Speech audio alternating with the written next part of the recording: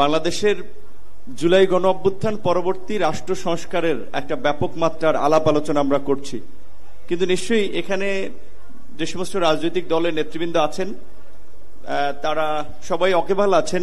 অনেকগুলো দলের আলাপ আলোচনার ভিত্তিতেই হয়তো এক্সপোজারটা বিএনপি করেছে, কিন্তু সকলের মতামত নিয়ে এবং সকলের সিদ্ধান্তের আলোকেই বিএনপি প্রথমে 10 দফা, সেখান থেকে 27 দফা এবং সর্বশেষ 31 দফা রাষ্ট্র সংস্কারের একটা রূপরেখা বিএনপি ক্ষমতার বাইরে থেকেই অন্যান্য রাজনৈতিক দলগুলোকে নিয়ে দিয়েছে।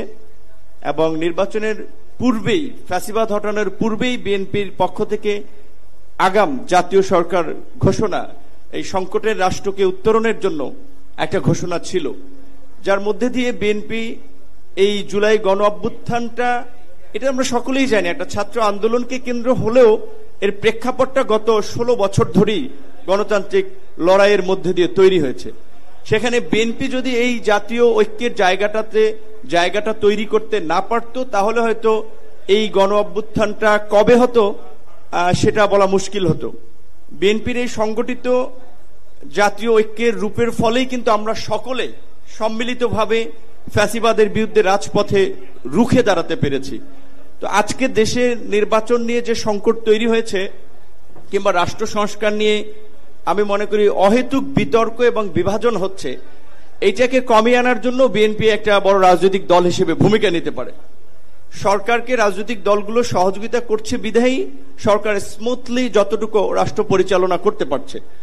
সংস্কারের প্রশ্নেও বিএনপিকে আমি মনে করি একটা ভূমিকা নিতে হবে। কোন কোন জায়গায় বিশেষ করে রাজনৈতিক দলগুলোকে নিয়ে ঐক্যমত্য তৈরি করা যায়। সরকার অনেক ক্ষেত্রে পারছে না, সেই বিভাজনটা আমরা দেখছি যে সরকারের উপদেষ্টাদের বক্তব্য এবং সরকারের কিছু পক্ষপাতমূলক আচরণের কারণে কিছুটা বিভাজন তৈরি হচ্ছে।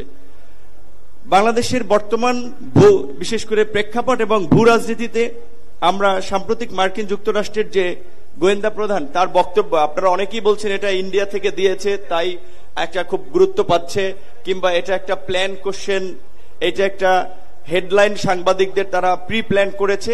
কিন্তু এই বক্তব্য কিন্তু 9/11-এর ওয়ার অ্যান্ড টেররের মতো আমি পশ্চিমাদের একটা ন্যারেটিভ যে বাংলাদেশকে ঘিরে ইন্ডিয়া তৈরি করেছিল এবং সেটা পশ্চিমাদের আপনার গিলিয়েছিল, সেই পুরানো ন্যারেটিভের ক্ষেত্রে আমি কিন্তু দেখতে পাচ্ছি।